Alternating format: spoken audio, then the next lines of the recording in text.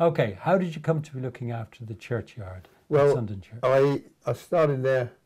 I started to do. I was still like, not long after this happening, I went back to church, to Holy Trinity Church in Trinity Road, and I got involved with the church and joined the PCC. I really wanted to change. I was in sort of some kind of repentance, if you like. Mm-hmm. It affected me that much, and so I joined the PCC, and then I went to the church and got involved, and then somebody there asked me, Maureen Flint, she said, would I be interested in doing any voluntary work? So I said, well, yeah. So I ended up doing some work for Noah Enterprises. I was a driver for the Furniture Link for 3.5 years. Now, Noah, just explain Noah. Noah is, well, they're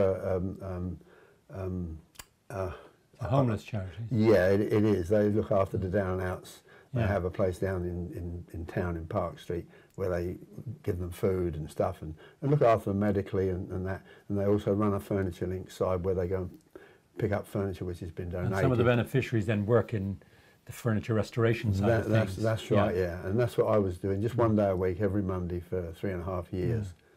But it was, and I got a buzz out of that. It was, you know, it's not the sort of work I would normally do. It was hard and dirty work and walking around town with dirty old certainly giving mattresses. something back. Well, it was the very things that I started to do are the very things that I would have backed away from. Yeah. You know, I wouldn't want to be seen walking around town with a mouldy mattress on my shoulder, but, you know, that's what I was doing, things like that, and going into these awful places with them sometimes. And then from there you went to look after the churchyard full time. Yeah, I'd started the churchyard in 2002, August 2002, and I carried on with Noah for about another year. And then I'd found that I wanted to be at the churchyard while I was doing my Monday at Noah. I realised that I should be, you know, doing the churchyard, so I packed up there, which was after 3.5 years, and then concentrated full time on the churchyard. And now Jason at this time was back on the road touring, that sort of thing. Yeah, he was. Without you? Yeah, he was back doing his own thing, doing his gigs from. But he did quite well at the Edinburgh Fringe as well, didn't he? Yeah, he did. He did about 6 of those, and but by this time he'd come off of the gay scene and he was doing it straight, which I was always pleased about. And he had a new manageress, Hannah, when he did that, and she looked after him. While you and I are here talking now, this is the Strictly season, Strictly Come Dancing, and he was one of the first round of celebrities to join Strictly. He was the very first one on the very first show, the one that I forget, McKinsey, the television presenter, the woman that won it. Yeah.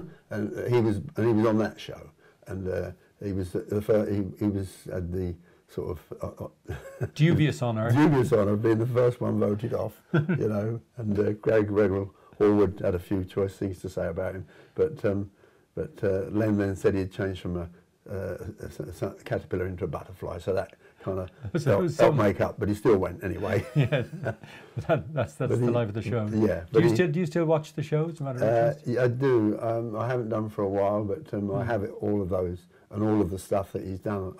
I've yet to look at a lot of it because it's still difficult at times to look at it. But now the reason it's difficult, just to put this in context, because we've worked out that you and Jason, while you were on the road and all the rest of it, I'm sure you had your moments, you probably wanted to kill each other and all the rest of it. That's the way families work. But you have been very close. Well, he was my world. He was, you know, to be honest, I never thought I was going to have a child of my own, because I'd got to 38 and I'd always been trying to have a child, and so so when Jason came along, it was really, it was like a miracle to me, yeah, he was everything to me. Yeah, because you suddenly lost Jason. One day, and there was no inclination he hadn't been poorly or anything like that? No, he hadn't. It was February 2010 that they was trying to raise him in the cottage here. His mother was trying to get him to do some cleaning and that, and they couldn't, and so they called me, and Because where we're sitting now is his cottage. Yeah, that's Yeah. right. And I came out here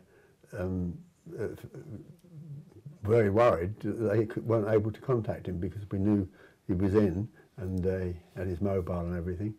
Anyway, I got in and I prayed all the way up here that everything would be all right. But when I went up and found him upstairs, I looked in and I could see him on the bed, and he was laying on his stomach. And I just went round, but I just knew straight away as I was looking that it wasn't good. And so... This is something you never expect. Well, your own it child. is, you know, it was always my dread that Something would anything happen. would happen to Jason. So that was always one of my prayers, that just never let that happen. But anyway, I'll gather myself together. So anyway, I went round to the other side of the bed and I could see that he was lying sort of like that on his stomach, and it was obvious to me that he'd gone. And I just was hysterical for quite a while. And the phone was ringing, I couldn't answer it. But when I did, it was little Anne, and I couldn't hardly talk to her, but she rang the paramedics and they was trying to talk to me to tell me to turn him round and do what I could, like pumping him and giving mouth to mouth, which I did. It was hard to turn him round because he was a big lad, and his arms was all stiffened up, so I knew, you know, it was no use, but I did, you know, you just live in hopes and hope that something will happen. So and that's how it was when they arrived here, the paramedics, and then they came round and looked, and I said, is there anything you can do? And they said no. So then I just, I stayed with him then. The police came, I had to go away for a little while then, but I just stayed and cuddled him then for about 3 or 4 hours until they took him away. Now, this was in what year? So this was 2010, 20th of February 2010, 2:24 p.m. on that day. It was a Saturday. So 2.5 years ago. Yeah, yeah. And I do get a lot of comfort now from the fact that from the coroner's report it said unascertained natural causes. You know, it was like an adult cot death. They couldn't find what was wrong on that. And but they did tell me that he would have known no trauma, that he would have just gone to sleep. And that I get great comfort from that now. Yeah.